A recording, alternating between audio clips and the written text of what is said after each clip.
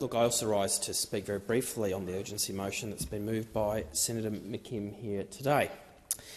And look, well, 2025 has started and the Greens are already up to their old tricks again. And it is so typical to see this type of juvenile behaviour occurring when we just start on a positive note earlier today here in Canberra.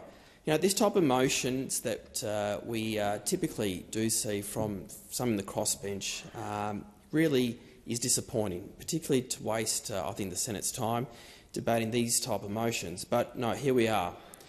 What we saw in the United States in the recent presidential election last November was the very essence of democracies that we all take for granted, but also very proud of around the world.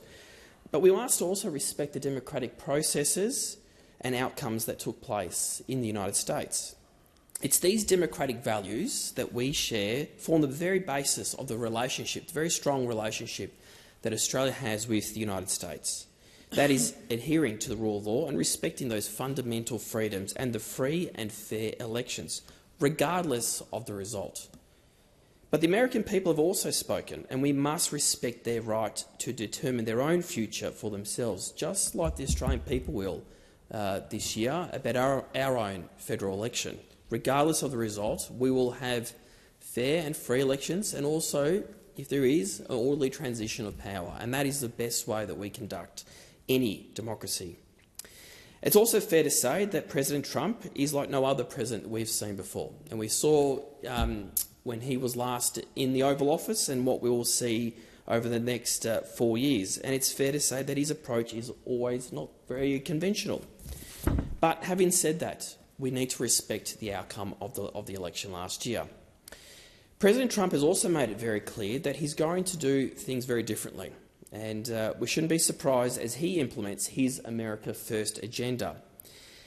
As two nations, the United States and Australia have so much in common.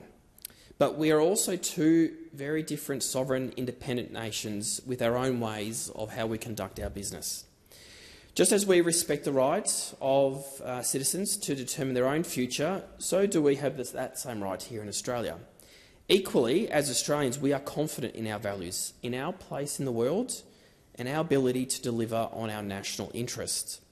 So, contrary to what the Australian Greens are arguing in the motion, it's not all doom and gloom. My message to everyone is that, particularly those on the crossbench, is to keep calm and just carry on. If anything, we should be more concerned about some of the rhetoric that is occurring from the crossbench and from the Greens. Words and actions do matter in this place. And unfortunately, what we have seen over the course of the last 18 to 24 months has been anything but quite alarming, particularly around issues to do with anti-Semitism and other issues that are affecting our community right now that are causing instability and social cohesion. Has been one of those matters that we've debated and discussed how important it is to make sure that we continue to embrace and invest in our very proud multicultural and diverse community here in Australia. But it's also interesting to see that the Australian Greens also, despite the motion before us, have a track record on foreign affairs and defence, which I think is quite alarming, consistently using divisive tactics to get a message across purely for short-term political gain, wanting to slash defence spending and withdraw from the AUKUS trilateral security partnership, which is much more than just submarines. It is about industry, it's about jobs, it's about manufacturing, and also investments in critical minerals, which helps us get to net zero, and I think that is a real positive for this country. The Greens have always believed that we should have no relationship with the US, and if it were up to them, Australia would cut ties with most of the world.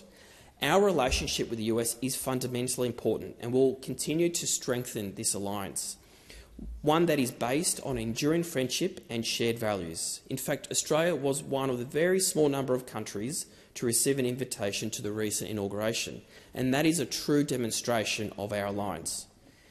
We'll also work cooperatively with the US and the administration, regardless of who that might be. America's success is our success, and I know that Australia looks forward to working with the Trump administration over the next 4 years to advance our country's interests and to deliver a prosperous and security for all in the region.